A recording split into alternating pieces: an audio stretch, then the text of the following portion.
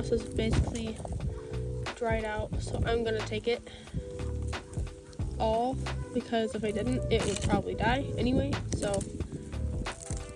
get the dirt off as much as I can. And these little bits I am gonna leave because they're just too small to take.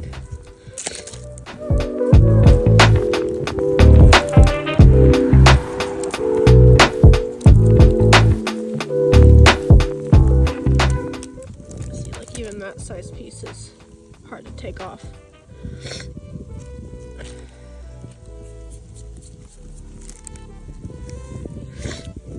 And that pretty much fills up the container. Just a little container. There's a cute little patch of ferns here. All kinds of them. I might take some on my way back. Found a big rock. I also have a ball because I found it on the side of the road. There's nothing under that rock.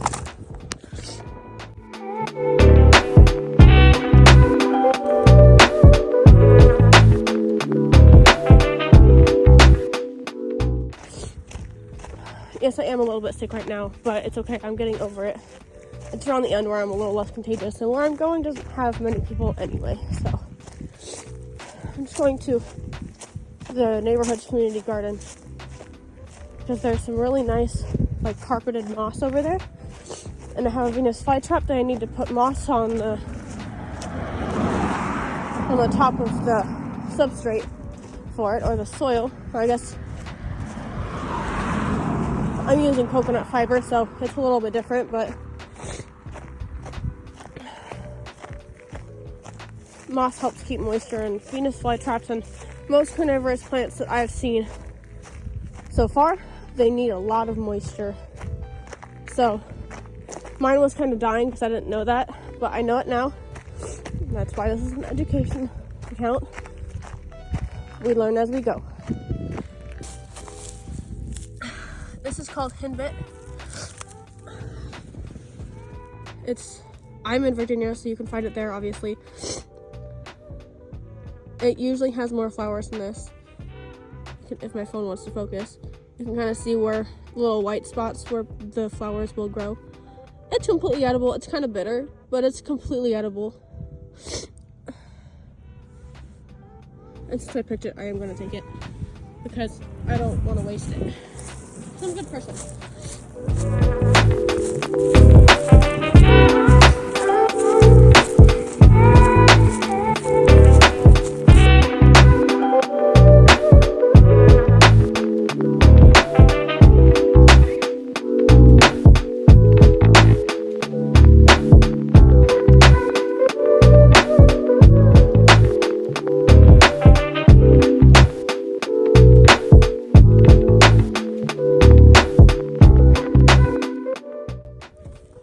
So I'm in the garden now, and I wanted to show you this really cool plant called purple dead nettle.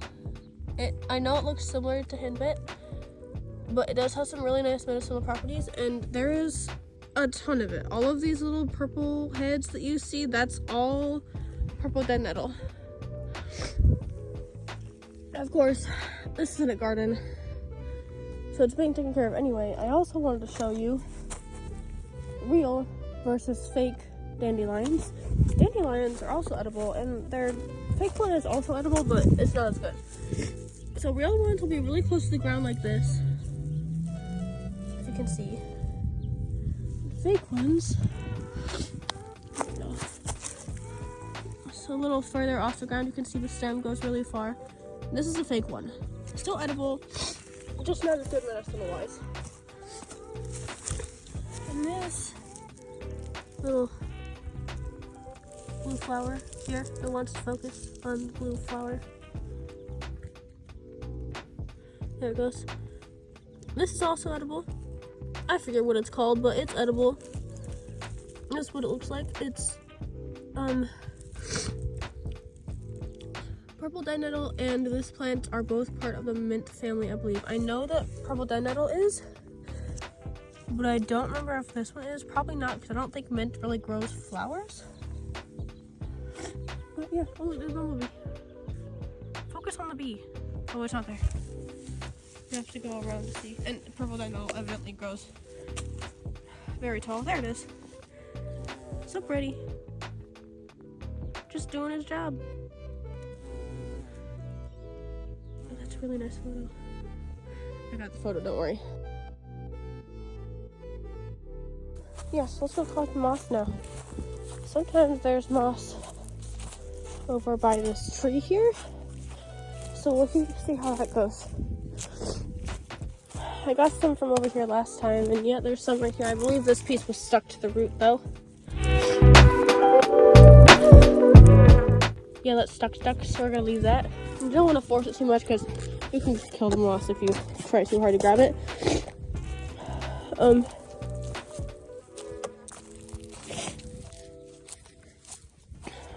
My goodness, there's so much over here. It's hard to not step on it. We're actually gonna go around the long way.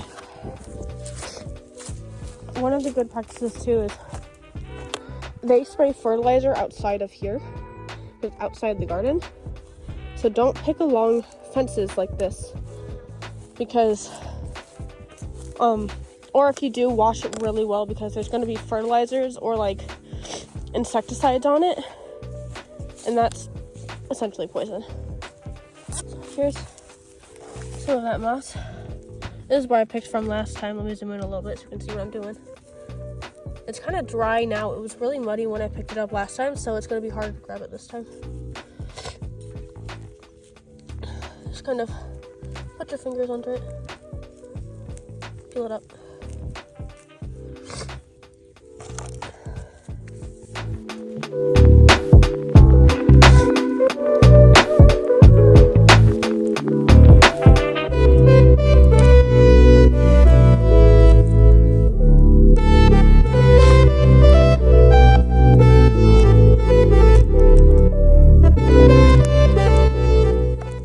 And you can see that there's a ton of it against this fence. It goes all the way to like right there. Don't focus on my dirty finger, that's gross. Yeah, like all the way over there. But there's a huge patch of it over here.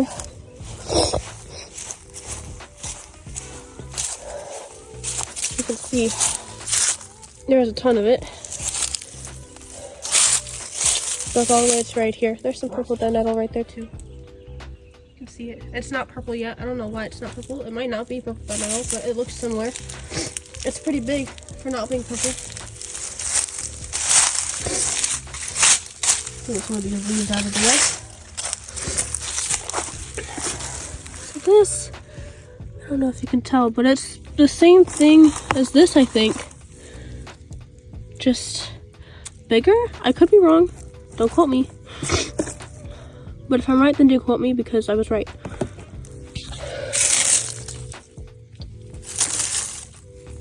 And I don't want this weed. I'm just gonna deroot it so it stops weeding. Oh yeah, that's definitely a different kind. You can see it like... Okay, well, I don't know what kind that is, but I'm sure it doesn't really matter that much as long as it wicks water up a little bit. You know, it could be sphagnum. It really could be sphagnum because it looks similar to what sphagnum moss looks like. I have a bag of some dead stuff, some dead sphagnum, and sphagnum is really ideal for this kind of project anyway because it's really good at wicking up water even when it's dead. And most mosses are, but sphagnum is really the best at it.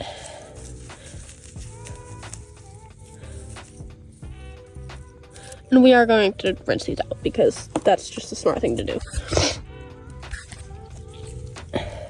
And there is so much here, we don't really have to worry about taking too much because I don't think I really can. There's just so much.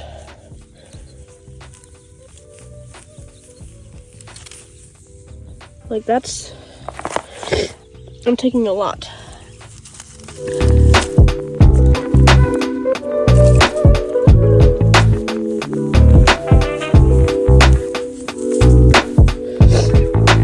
That was a nice piece.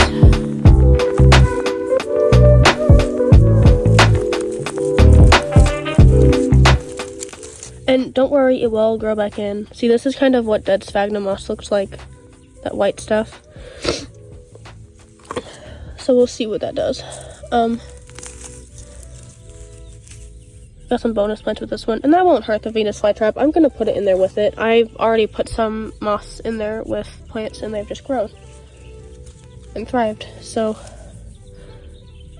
that's a really nice piece. That's a clover of some type, I think. Another really random fun fact that I can't really show you the visual of it right now, but most daisies are edible, if not all of them. I know oxeye daisies are edible. I have harvested some in the past and made tea with it. The tea is semi-sweet. It's pretty good, and it has some really good benefits. Purple dead nettle is a really good anti-allergen, so if your allergy medication isn't working or you want one that works better, like if you live with a dog and your allergies are just horrible because your allergy medication isn't fully providing the relief that you need, purple dead nettle is the perfect relief.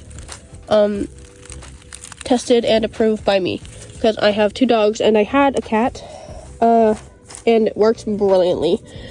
And I'm gonna get another cat soon.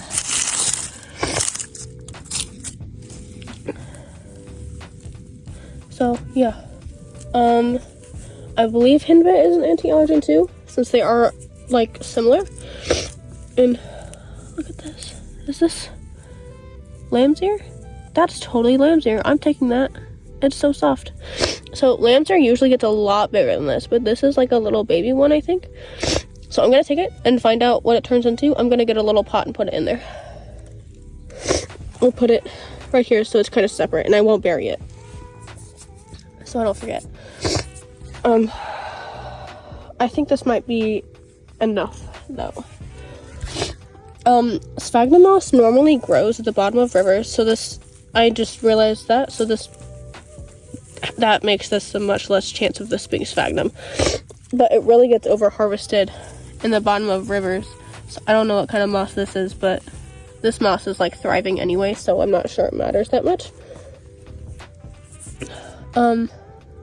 Yeah, actually this could be the same kind because there's some smaller stuff here, so it could be the same kind as what I picked earlier, the smaller stuff, but it looks really different in color and shape and how it grows, so I don't know. But sometimes moss does that anyway. Oh, I got, let me put the camera down so I can get that out. Okay, put that in there. Did I get a flower? No, that's a piece of trash. I'll pull that out later. Yeah, and I think that's enough because there's just, I picked out like this whole patch here almost, besides like pieces that had grass in it and stuff. So I'm just gonna leave all that because it will grow so much. And it actually goes further than that. I thought it actually goes all the way over there. So, yeah. My knee's wet now. I take this, go back to where my stuff is, over there on the bench. So I don't know what this stuff is, but it's red and it looks really cool and I kind of want to take it. When it's really dry and like it has roots, so I don't think it's moss. This is moss though right here, but I don't think this red stuff right here is. It's kind of like a whole plant. I'm gonna leave it and we'll see what it turns into in like a month or so. So I have my moss bin. I picked a container full of purple dead nettle and that one piece of henbit that I found, and I put some of the smaller moss pieces in one of the containers. What did I put in this one? Oh, that's the purple dead nettle. That's the other moss, and this is the henbit and purple dead nettle. And this way it fits in my bag here. So I'm just gonna travel like that with the lid on, and then we're walking back home. And my bag has plenty of room for if I want to bring extra. Also, a good thing to have when you're doing this kind of thing is a poking stick, in case you need to move a rock or something and you don't know what's underneath the rock. So, yeah. Don't always believe everything you hear on the internet because some people can lie. They do it on purpose to hurt you. So don't harvest and eat any of this stuff until you do your own research. Now, I'm not doing that, but again, don't believe me, because you never know. So do your own research. There are some really good websites. Don't always just pick the first one at the top, because again, anybody can write anything. So read through like 30 different ones before making a decision. And lamb's ear does have things that look similar to it that aren't edible. Lamb's ear itself is edible. But be careful, because again, I could be lying and you would never know.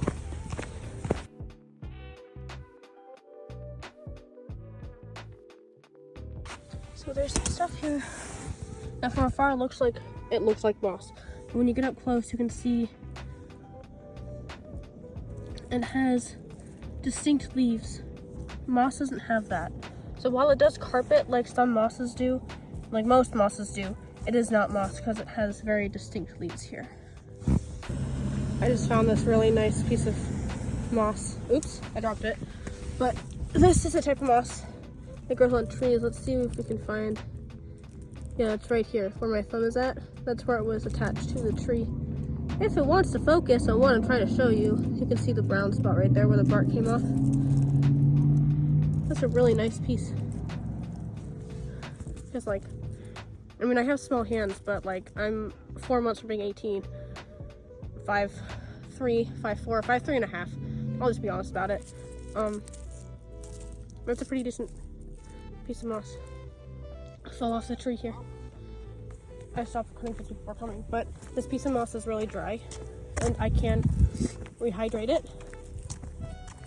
So that'll be a nice addition to my collection. I already have a ton of this, but I think it's really cool. And I haven't had a chance to really use it in any of my terrariums yet. Which, on that note, I have some updates I have to do on my terrariums, which I will get to. A truck just drove by me and it smelled like the, oh my lord. It's probably just a lizard. Anyway, the exhaust from it smelled like, you know those like really soft sugar cookies that you get from like Food Lion or Walmart? It smelled like how those taste. It was really weird. I don't know if that makes sense. To some of you it might, to some of you it might not. But this is purely so that you hear my thoughts, what I'm thinking. I decided against taking a fern because last time I had a fern, it was a bird's nest fern. You know, one of those really cool ones that are like really squiggly and stuff. His name was Fernandez, and he died in like a month because ferns are really like, they are sensitive and they will just like die on you no matter, like if they start dying, they're just gonna keep dying. So and I tried to put one in a terrarium once too, and then that one died too, even though it was fine.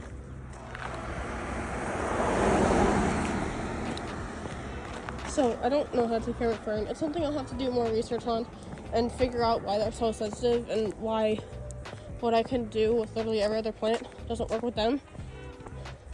Like even after researching their light preferences and stuff, it just dies. And then my mom had a really big one on the porch, and that one died too, so I don't know what's going on with the ferns.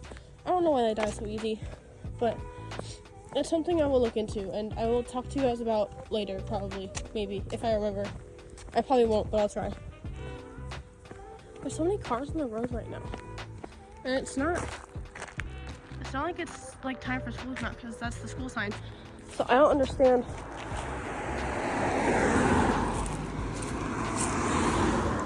I don't understand why there's so many cars. Like, look, that's like 5.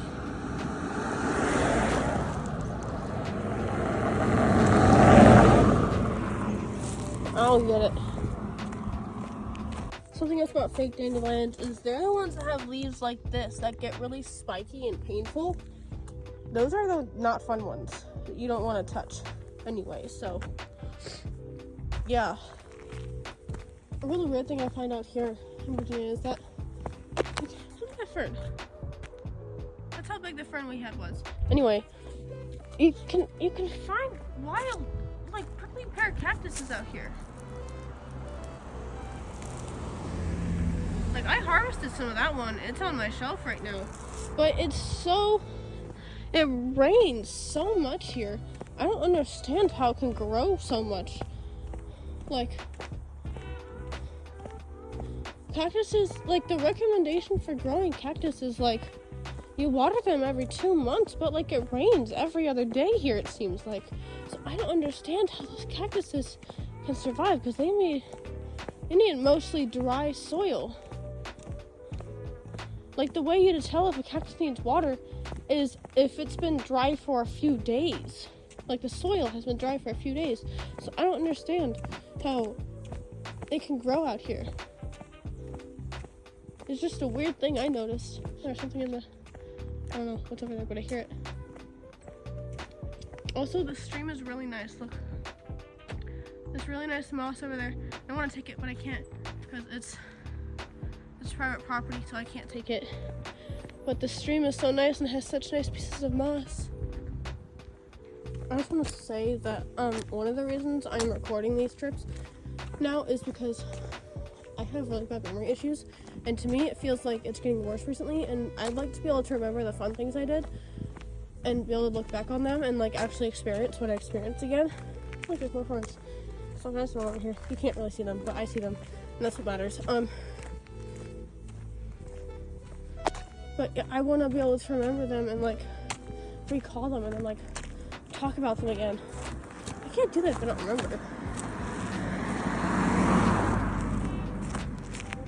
So I'm recording so I can see my own thoughts again in the future, because my ADHD said no memory for you.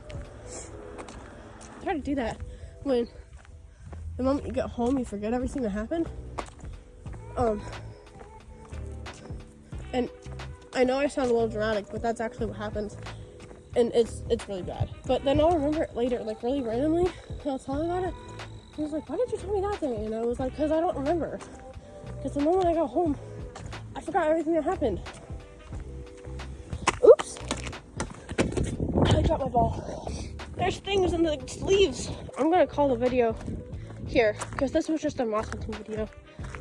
I'm not going to show you what I'm doing with my Igneous flytrap. That's not really what I want to do. That's research you guys can do on your own and make your own judgment on.